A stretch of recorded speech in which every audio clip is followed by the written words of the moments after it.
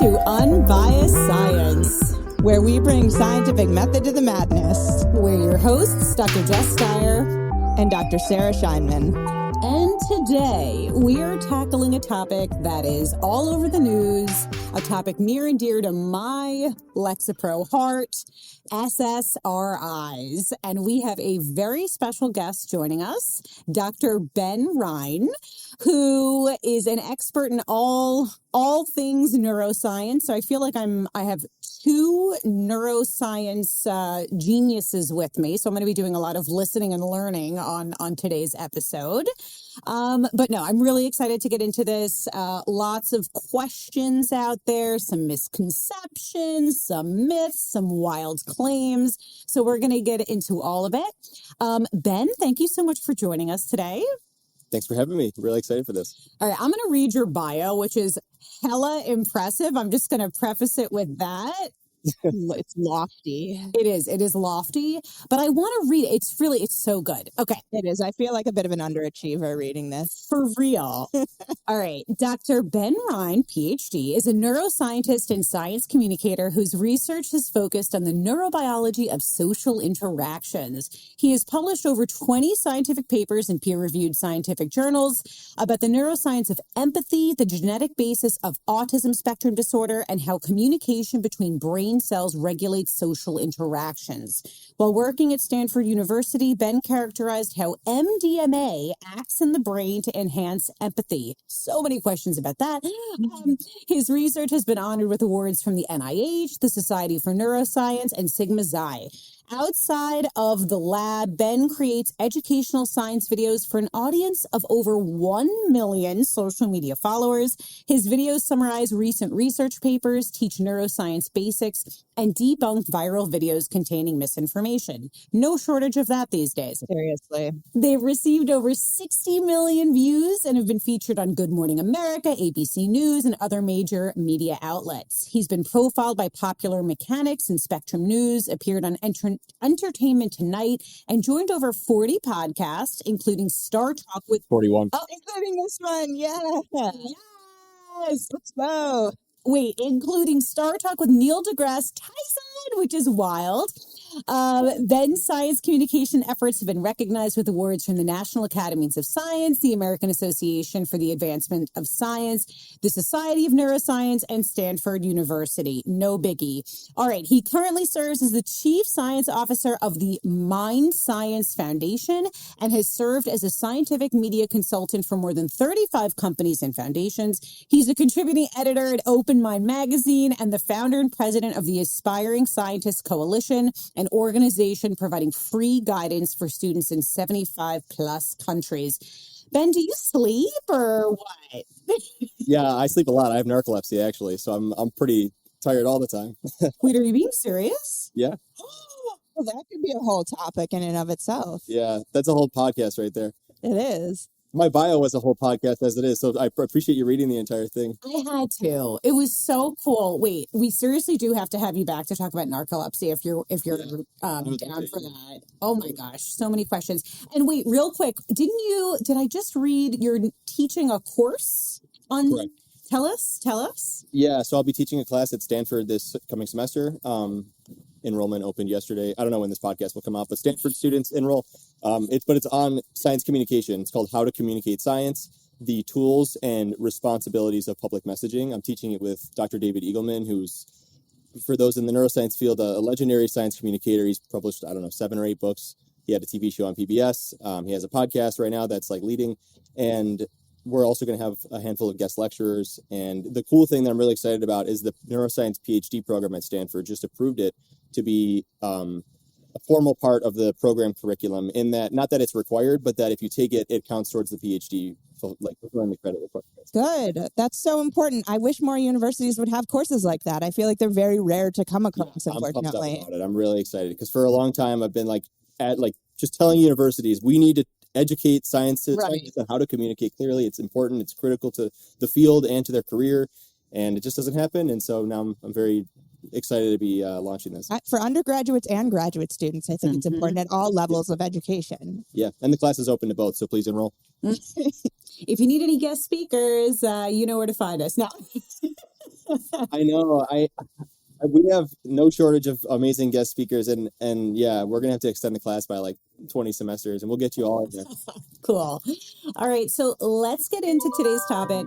I alluded to it, but I'm just going to come out and say that SSRIs, I say that Lexapro, which is an SSRI, we'll get into it in a sec. I really feel like it saved my life. I've been very open about my struggles with anxiety and depression, and it took me a while to get proper care. It's very difficult often to get in with psychiatrists or psychologists, but I finally did, and this medication has really revolutionized my life. Okay, I'm going to give a little bit of a background, and I feel weird reading this to two neuroscientists who know this a lot better than I do. So I'll say this, and then just feel free to jump in and correct me if anything. But Jess, our audience does not consist purely of neuroscientists, so it does make sense to do a bit of a background on this, including like what SSRI even stands for. I feel like a lot of people don't know that. Well, that's a good starting point. So yes, SSRIs, selective serotonin reuptake inhibitors, were first developed in the 1970s and revolutionized the treatment of depression and anxiety disorders. The first SSRI was Prozac. What is it? Fluoxetine? I'm probably saying Fluoxetine. There you go. It was approved by the FDA in 1987 and quickly became one of the most widely prescribed antidepressants. SSRIs, well, we're going to hear a lot more about this from Ben and Sarah, but they work by increasing serotonin levels in the brain, which helps to regulate mood, emotion, and sleep. Compared to older antidepressants like, oh God, I'm going to be totally botching this, tricyclic antidepressants, TCAs, and monoamine oxidase inhibitors, MAOIs. You got it. SSRIs were seen as safer and better tolerated with fewer side effects and lower overdose risk. Since Prozac's introduction, several SSRIs have been developed, including Zoloft, Paxil, Celexa, Lexapro, and Luvox. Now, they're among the most commonly prescribed medications in the U.S. So according to the National Center for Health Statistics, approximately 13.2% of U.S. adults reported using antidepressants between 2015 and 2018, with women being nearly twice as likely as men to use them. A report from the CDC indicates that antidepressant use has increased significantly over the past 2 decades. They're primarily prescribed for major depressive disorder, generalized anxiety disorder, obsessive compulsive disorder, and post-traumatic stress disorder, among other mental health conditions. And just to set the stage, I alluded to this, but they have been the topic of conversation, with some people saying that maybe we're overprescribing them, or that perhaps there are some dangerous side effects that are not talked about enough. So people are also saying that they're addictive substances and that they have like addictive potential too. So we're going to cover all of this today. We are. So Ben, Sarah, I don't know who to bug about this, but can we talk about the mechanism of action? So how does this actually work, and what does it do to our brain? Yeah, I want to point something out. What was the website you were reading off of there? CDC. CDC? Yeah, one was CDC and one was the National Center for Health Statistics. So I noticed a science communication error in there. It's a nitpicky error. They said, what you read said, SSRIs increase the level of serotonin in the brain. Yeah. Not technically true. SSRIs increase the level of serotonin in the synapse, which is where it counts. And so what SSRIs do is when a serotonin producing neuron, which I will call serotonergic neurons, when they release serotonin, it can bind the receptor, do whatever, it can sit around. And then eventually neurons have this sort of like return to sender function, where you could think of a piece of a neurotransmitter being released between neurons in the synapse. Let me just back way up for a second. Neurons communicate at synapses. One neuron, the presynaptic neuron, sends a neurotransmitter, like a piece of mail, I like to describe it, and that binds to a receptor, oftentimes with like a mailbox, and then that sends the message to the next cell.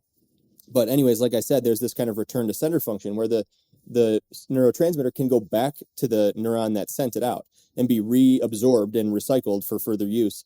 And that's reuptake. So what SSRIs do, they're selective serotonin reuptake inhibitors. They block reuptake.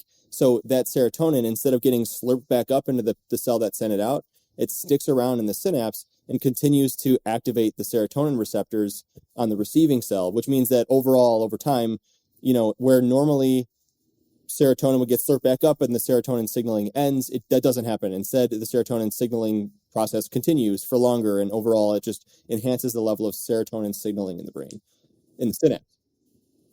Yeah, like how I like to think about it is it makes the connections a little more efficient between the serotonin neurons. So it just makes it so that they can talk to each other like a little bit more easily. Like Ben says, it doesn't actually produce serotonin, which is really important to keep in mind, but it just makes it so that the connections are just a little bit smoother. Now I'm looking at our show notes and I see, was there a controversy back in, it looks like 2022? Ben, can you tell us about this? Yeah, I'm so glad we're talking about this because it's so important. So in early 2022, I'm just going to give my personal perspective on this. In early 2022, a friend of mine said, hey, let's make a video about the neuroscience of depression on social media. And we did. And so I did this whole literature review.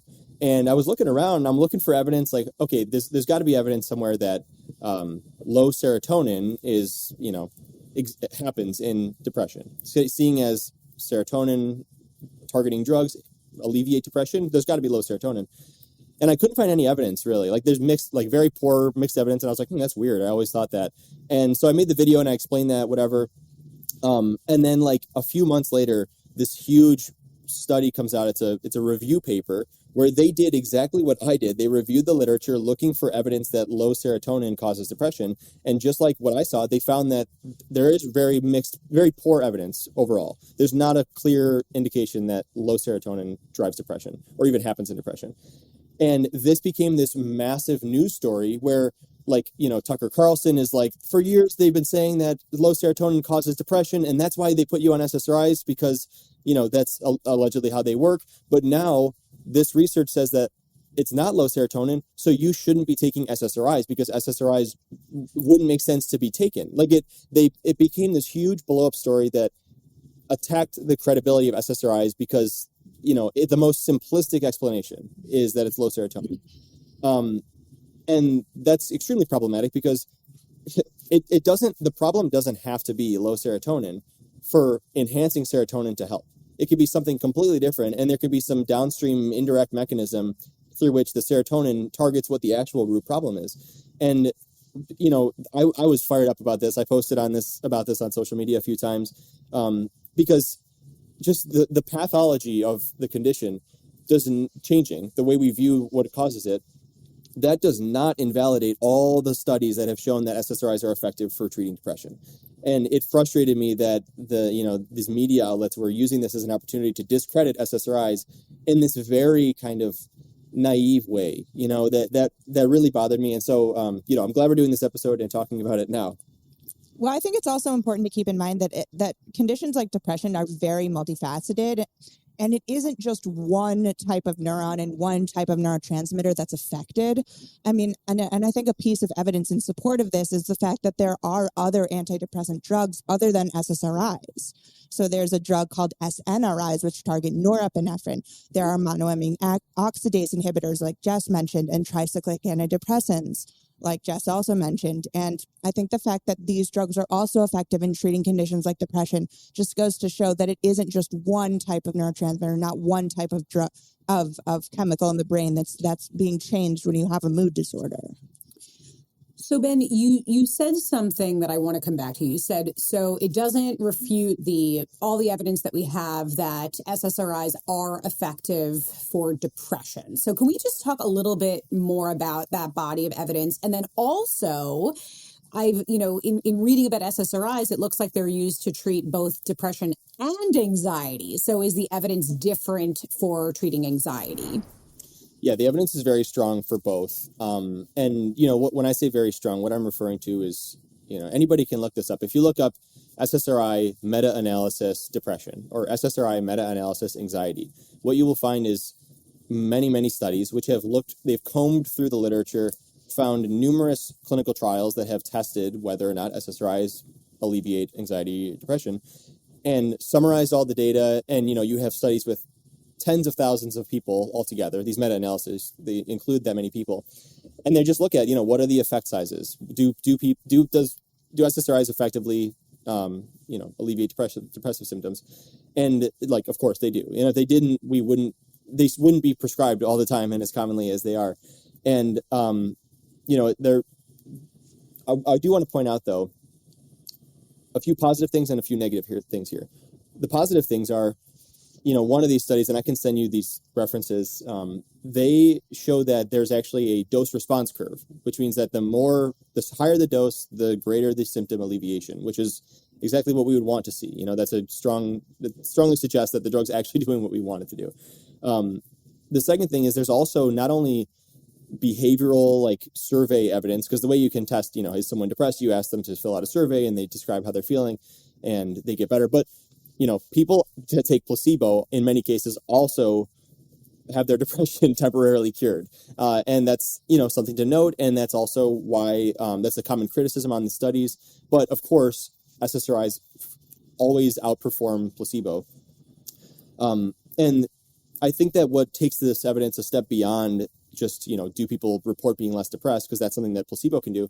There's plenty of neurobiological evidence showing that, for example, people with depression show enhanced responses in the amygdala, this emotional center of the brain, when looking at emotional faces. And which suggests that maybe if they have an enhanced, maybe negative emotional reaction, and after taking SSRIs, that response is diminished, which suggests that it's actually changing the way the brain processes information. People with depression also show smaller volumes, a reduced size of specific brain areas in the prefrontal cortex and the hippocampus. And SSRIs have also been shown with long-term use to restore, enlarge those brain areas, which suggests that, it's not placebo, it's actually doing something.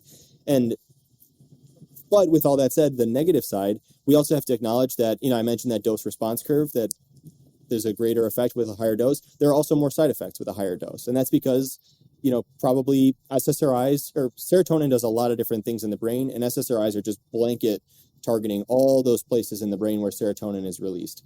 And so, while those certain places that may be helping with mood, and other places that may be creating other off-target side effects that are not necessarily helpful. And so as the dose scales to higher points, you may induce more side effects. And the last thing, sorry, long rant here. The very last thing is that when I'm talking about these meta-analyses, we're looking at tens of thousands of patients, but of course, there are plenty of people in those studies that don't show relief. They don't experience relief from their symptoms.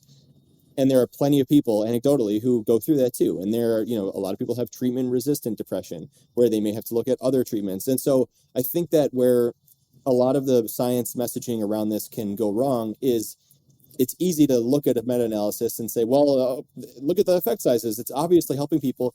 But we have to acknowledge that not everybody is helped, because then it can be misleading. And as soon as someone starts taking an SSRI and it doesn't help them, they're going to immediately start to distrust the science and the people who shared it with them. So we have to acknowledge those limitations. And not only does it maybe not work for everyone, but of course, there, as with all things, there could be side effects, right? And so I know, again, speaking for myself, just again, anecdote, I experienced some emotional blunting. So it kind of felt like I wasn't, like, the lows weren't as low, but the highs weren't as high. Like there was sort of like a numbness is how I like to describe it. I've also, what are other common side effects? I've seen some issues with nausea, libido, changes in appetite. Yeah, changes in appetite, changes in weight. Right. Yes. Weight. And so again, like with all things, and Ben, you're talking about this, our bodies, we're all, there's a lot of heterogeneity, right? Our bodies are going to react differently, to medications and to all things. So I think that that's important to note.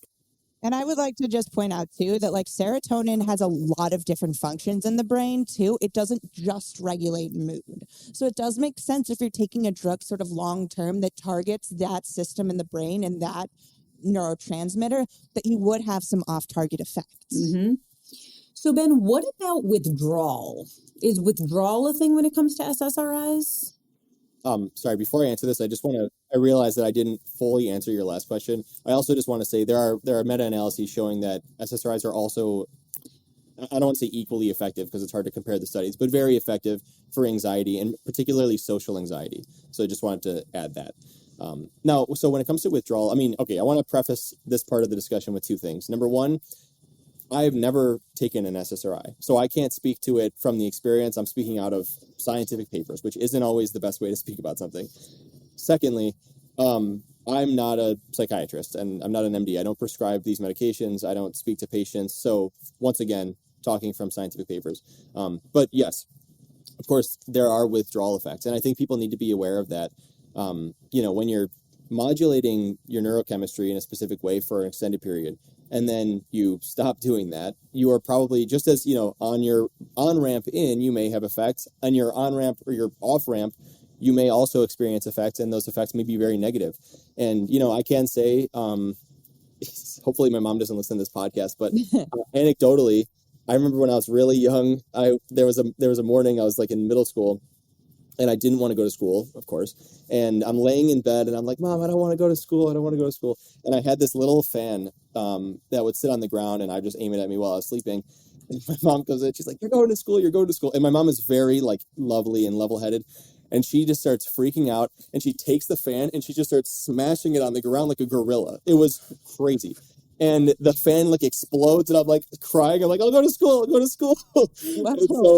and later I realized she was withdrawing from an SSRI at the time. and so ever since then, it's like been in my head that, again, it's especially for a scientist to be like, anecdotes are the key. But when you see something like that, it sticks with you. And especially this is why when Tucker Carlson went on and was like, SSRIs don't work, that's why I got so upset about it, because I'm thinking thousands, maybe hundreds of thousands of people are going to watch this program, and they may think, you know what? He's right. I'm going to stop taking my SSRI and just stop cold turkey. And I think that is where the largest side effects can occur, withdrawal effects can occur, because you're just abruptly changing your neurochemistry where you're supposed to wean off of the drugs if you want to go off of them. And of course, consult your doctor. Well, just one more anecdote. I totally empathize with Mama Ryan, because I recently, so I mentioned that emotional blunting, and I was wondering, maybe there's another drug, maybe, I could switch to a different drug that maybe I won't experience that same emotional blunting. Guess who did not wean off her Lexapro appropriately? I switched to a different drug, totally different class, Wellbutrin.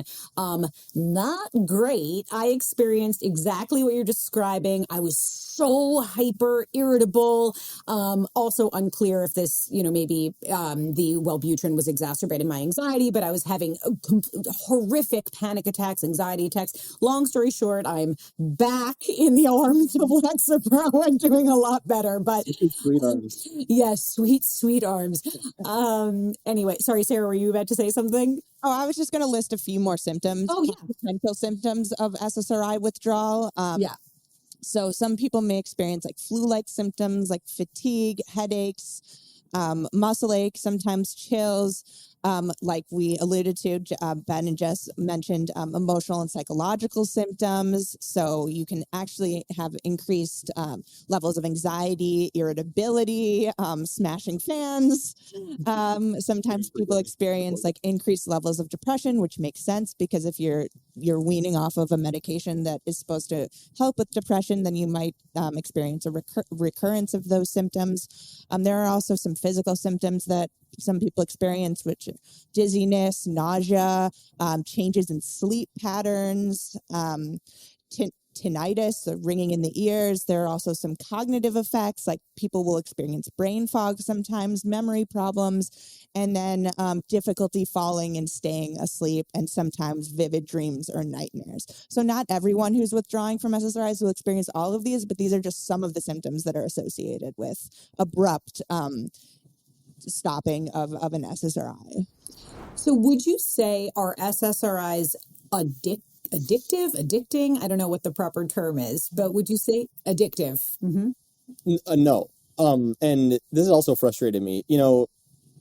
When it comes to the addictive liability of a substance, it's like, as far as I understand, pretty easy to tell whether something's going to be addictive if we know the pharmacology. If something targets, for example, dopamine signaling, like methamphetamine or cocaine, it's much more likely to have an addictive liability, to be addictive, because dopamine is inherently reinforcing. And dopamine is the brain's way of saying, this is good, we should do this more because it's good for us. You know, like you eat a delicious meal and you're like, wow, I should probably have this food again. You know, like dopamine helps your brain remember that thing was good. And so when you take something that stimulates dopamine release, your brain's like, wow, this is great, we should do this more often. And then that's why cocaine is so addictive, because it's doing exactly what the brain does to say, this is rewarding. Serotonin is not rewarding in that way. In fact, a paper just came out that actually showed that serotonin likely acts like a brake on dopamine. It actually suppresses the rewarding properties of dopamine. And so, for example, this makes perfect sense, because if you look at MDMA, a drug which I used to study in my last project, MDMA is methylene dioxymethamphetamine. It's like methamphetamine. It stimulates dopamine release. So you would think it would have a very high addictive liability, but MDMA also stimulates serotonin release simultaneously. And MDMA does not have a high addictive liability.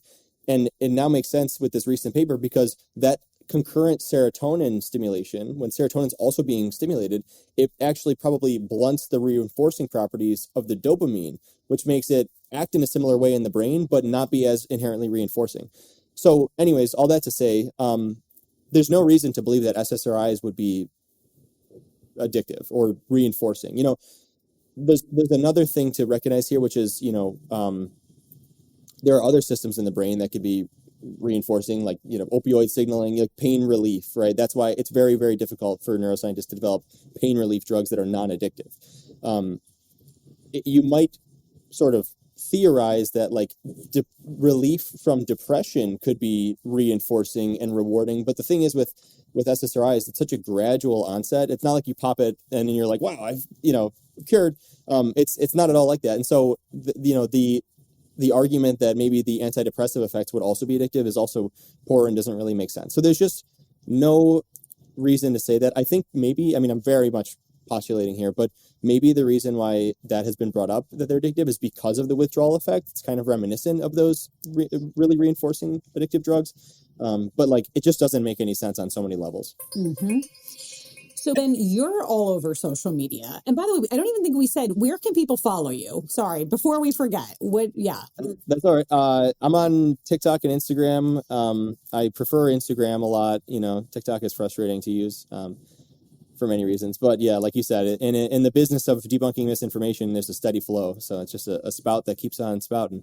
But anyways, yeah, so yes. And, you know, I think my name, Ben Ryan, should be sufficient to find my account. Yes. Yeah, and we'll tag in our show notes. But I bring this up because you're probably seeing a lot of the myths, misconceptions, misinformation circulating about SSRIs.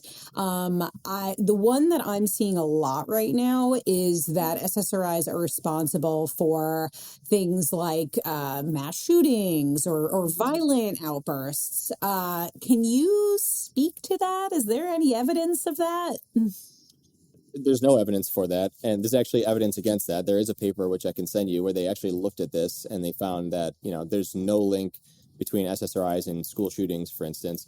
You know, and the trouble here is, even if there were a link, there's this massive confounding variable that nobody is talking about, which is depression. You know, it's like, if you said, Yes. if you said, hey, a new study came out that said that showed that people taking SSRIs are more likely to be in therapy. SSRIs must cause depression if they're going to therapy. No, they're in therapy because they're taking an SSRI. And so if somebody is more likely to, you know, commit an act of, you know, violence or self-harm or any of these things, to pin it on the SSRI is just a complete guess. And it's much more likely that this person is experiencing depression-related hopelessness that may have driven them to act in a way that is not, you know, typical the way they would normally act. But there's just no reason, also biologically, to think that SSRIs would induce that kind of behavior. Also because serotonin is one of the brain's like key social neurotransmitters. It has a very important role in driving pro-social behavior and social interest. And in fact, there are studies showing that people taking SSRIs basically become, like, you might describe it as nicer. You know, like they're more tolerant. I said earlier, they have reduced social anxiety. You but there's also studies where like this one I really love where people they put partners together and they had to solve a puzzle together, but it was super frustrating because only one person could touch the puzzle pieces at a time.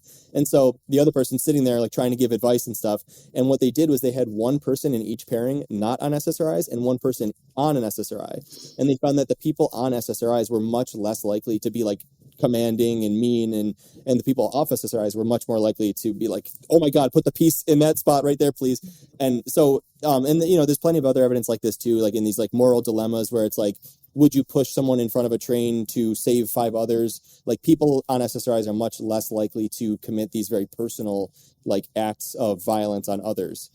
So there's just no reason why SSRIs would do that. And, it's just another, I don't get the attack on SSRIs in psychiatry and stuff. I think it's part of a larger sort of goal to pull back from like pharmacology in general. I think there's this reliance on like natural methods and like, anything that's developed in a lab or, in a factory and it's a vaccine or it's a drug, whatever, like we got to stop that. It's bad. Yeah. Yeah. But I mean, I just don't really understand. I didn't really understand either. And so like I actually looked into this a little bit. I mean, I Googled like SSRIs and school shootings. And what came up for me was, and maybe like this is where all of this misinformation is stemming from, is that children who are exposed to mass shootings at young ages are more likely to be on SSRIs, which makes sense, Ben, as you mentioned, because who are prescribed SSRIs? People with mood disturbances, with depression, with anxiety.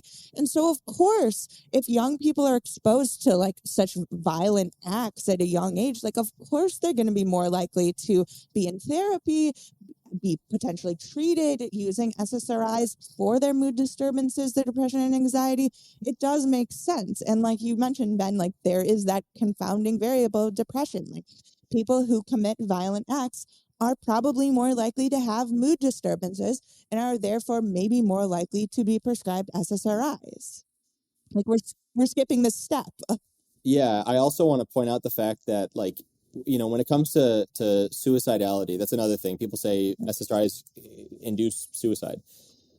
There's actually studies, again, I can send these over so you can show them for the podcast if you'd like, showing that the risk of suicide increases in the 12 months leading up to right before people take SSRIs and then gradually declines after, which makes perfect sense because as that hopelessness reaches a peak, that's when people are probably most likely to either, sadly make an attempt at their own life or go to a therapist and say, or psychiatrist and say, hey, it's really time. I need something to help me out. And then after taking SSRIs, that gradually declines. But you can cherry pick that. Look at what happens to people in the 1 month after they take SSRIs, their suicidality reaches a peak, which relative to the rest of their life, yes, that's true. But it's actually because right before they were also reaching a peak and now they're still in that same period of hopelessness. And once again, also, the confounding variable of depression, and there's all these psychological factors that we need to acknowledge. What also I don't see people talking about is if you are experiencing severe depression and you go to a psychiatrist for maybe the first time and you say, look, I really need something. I think it's time. They prescribe you an SSRI.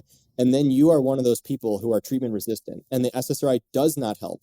I feel like that may increase your level of hopelessness and that could really put you into a pit.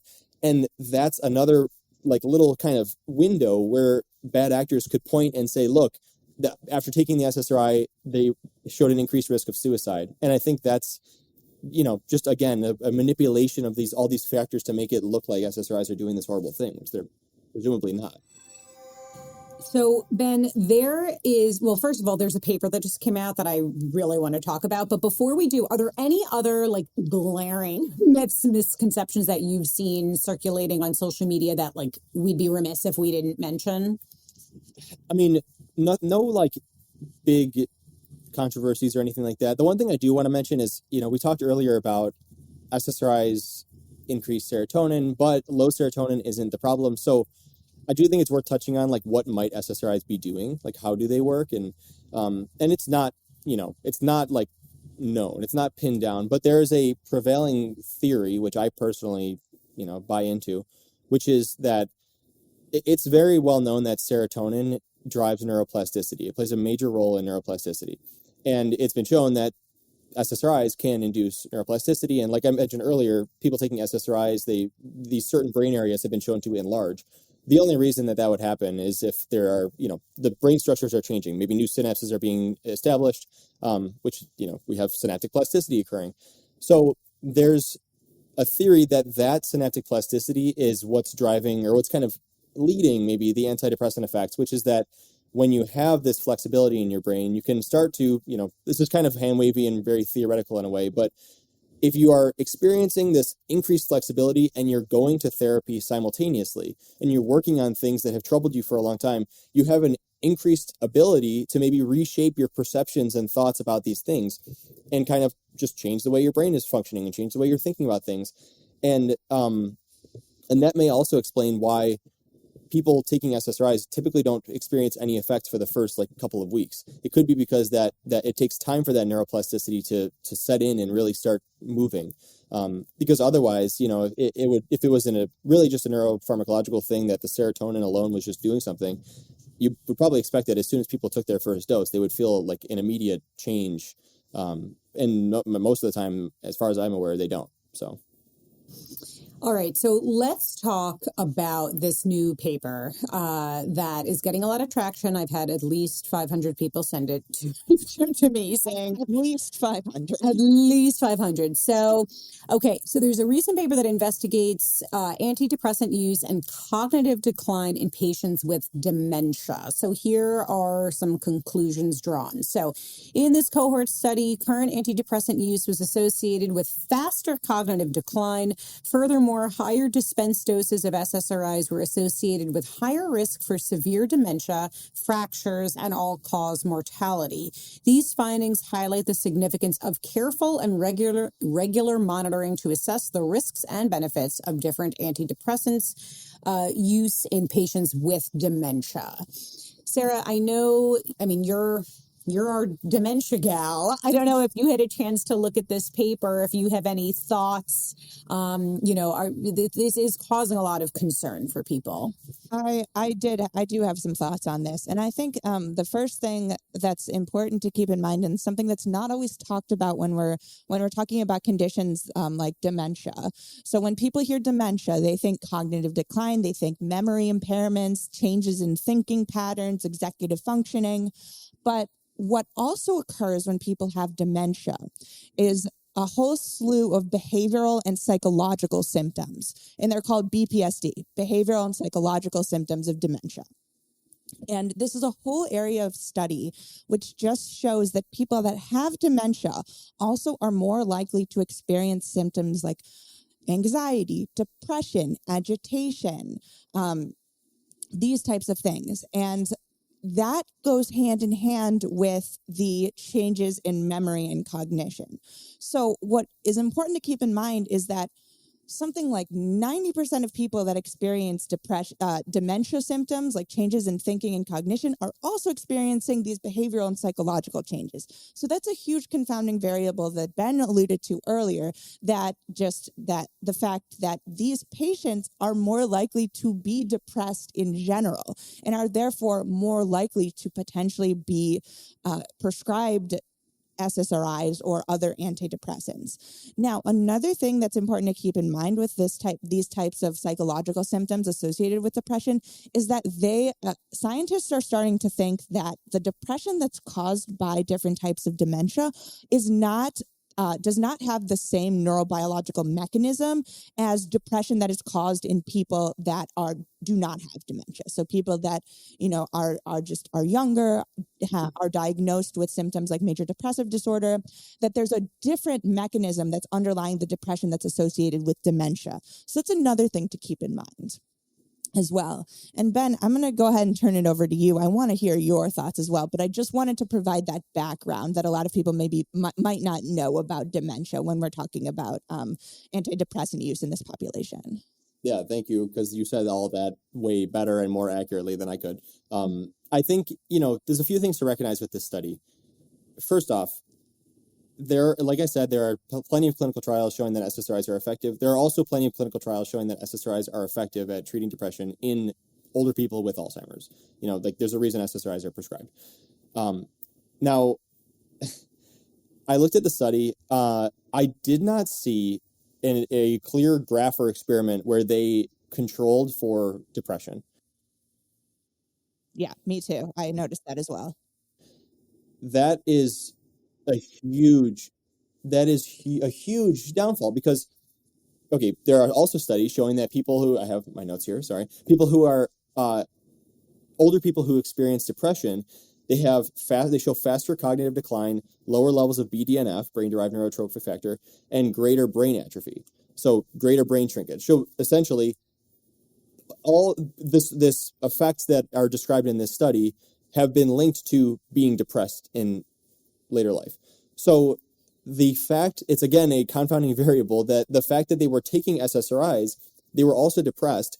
Which one is it? Is it the one that has been linked already to these effects, or the one that has been shown to actually reverse these effects that we're talking about and increase brain volumes through driving neuroplasticity? It's probably the depression. And the fact that they did not control for the presence or absence of depression in these patients says a lot, because they should have done that experiment. They had the data is sitting right there. The fact that they did not include that graph tells me that probably it didn't show it didn't support the conclusions of the paper, and that's bad science. Absolutely. And just a note for our listeners, we are going to do a deep dive on that specific study. We'll be leaning on, Sarah's neuroscience expertise. Ben, we're going to be bugging you for this as well. And then I'm going to approach it from a data science perspective, research design perspective.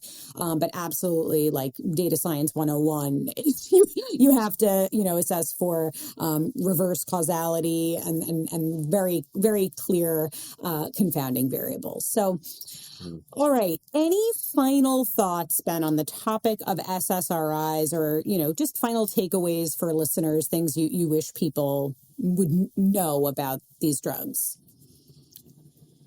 I'm just taking a look at my notes here, see if there's anything that we didn't hit on.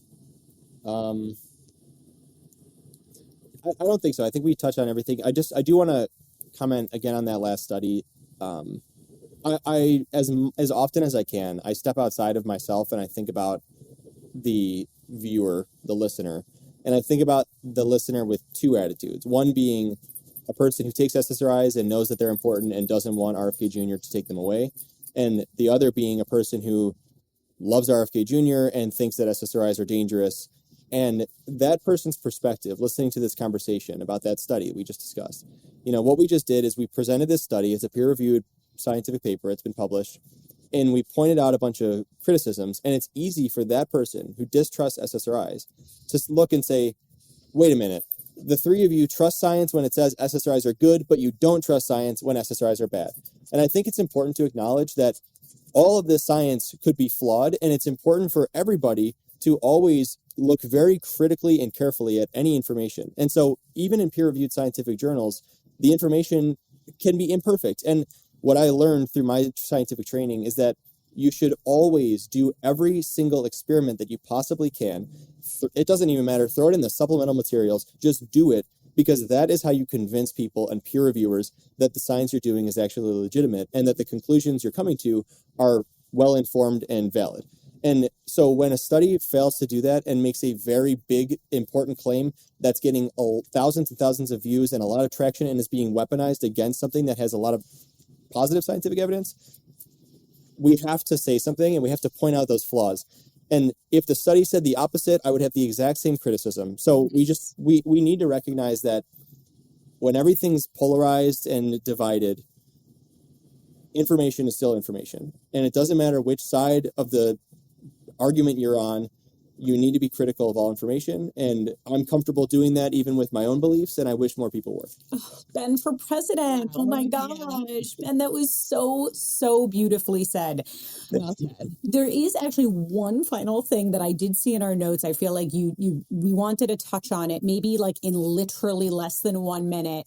Just maybe a note, Ben, about the difference in, our perspective as, PhDs or DRPH, right, versus an MD. Like maybe just talking briefly about how our perspective, you did touch on this earlier, right? Like you acknowledge you're reading the research, you're in the research, and that is very different than, sitting in the role of an MD or a DO, a clinician.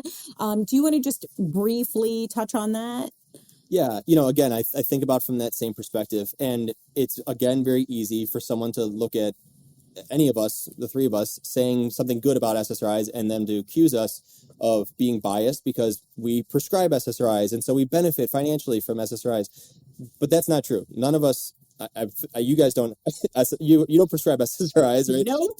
Yeah, none of us prescribe SSRIs. Right, exactly. Yeah, so with a PhD, you cannot prescribe SSRIs.